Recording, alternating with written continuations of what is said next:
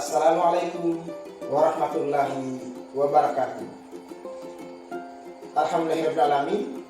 Kita bersyukur kepada Allah Subhanahu wa Ta'ala karena pada pagi hari ini kita masih dapat dipertemukan kembali di kelas yang kita cintai ini dalam rangka untuk melaksanakan pembelajaran kita. Nah, selanjutnya materi kita pada pagi hari ini adalah iman kepada qada dan qadar. Dengan kompetensi dasar yaitu memahami makna iman kepada qada dan qadar berdasarkan pengamatan terhadap dirinya, alam sekitar, dan makhluk ciptaan. Tujuan pembelajaran kita pada hari ini adalah yang pertama, melalui diskusi peserta didik dapat menjelaskan makna beriman kepada qada dan qadar. Yang kedua, melalui diskusi peserta didik dapat mengidentifikasi tanda-tanda qada dan qadar. Nah, yang ketiga, melalui pengamatan dalam Al-Quran dan sumber bacaan lain, peserta didik dapat mengidentifikasi dalil-dalil yang berkaitan dengan qada dan qadar dengan baik dan benar. Nah, tujuan yang keempat adalah melalui diskusi kelompok, peserta didik dapat menyajikan dalil nakli tentang adanya qada dan qadar. Nah, yang kelima, melalui diskusi kelompok peserta didik juga dapat mempresentasikan hasil diskusi kelompok dengan tepat. Anak-anak sekalian, kita akan masuk kepada pembahasan materi.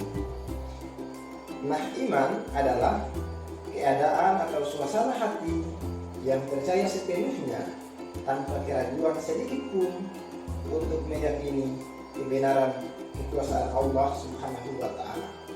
Nah, selanjutnya, qadar adalah ketentuan-ketentuan Allah yang pasti berlaku bagi setiap manusia sesuai dengan ketentuan yang telah dipastikan. Sedangkan qadar adalah ketentuan atau kepastian yang datangnya dari Allah Subhanahu wa Ta'ala terhadap segala sesuatu sejak zaman sebelum sesuatu terjadi. Dalil tentang beriman kepada qada dan qadar yaitu dalam Quran surah Ar-Ra'd ayat 8. Yuk kita baca bersama. A'udzubillahi minasyaitonir rajim. Bismillahirrahmanirrahim. Wa kullu syai'in 'indahu bimiqdar. Dan segala sesuatu ada ukurannya di sisinya. Selain iman kepada qada dan qadar, juga kita harus percaya kepada takdir. Nah, takdir terbagi dua. Yang pertama, takdir kubrah. Sedangkan yang kedua adalah takdir mu'allaq.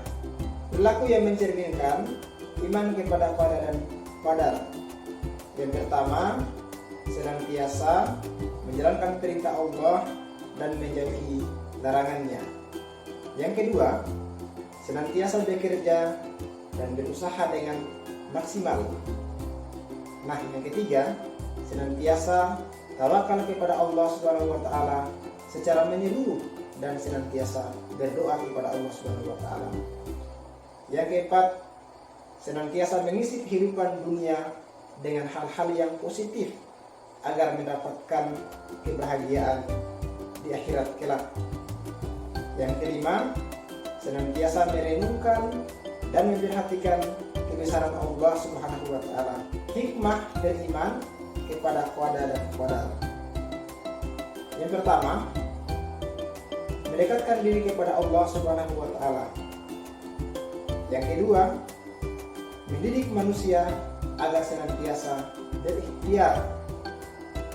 Dan hikmah yang ketiga adalah mendidik manusia agar senantiasa sabar dan tawakal.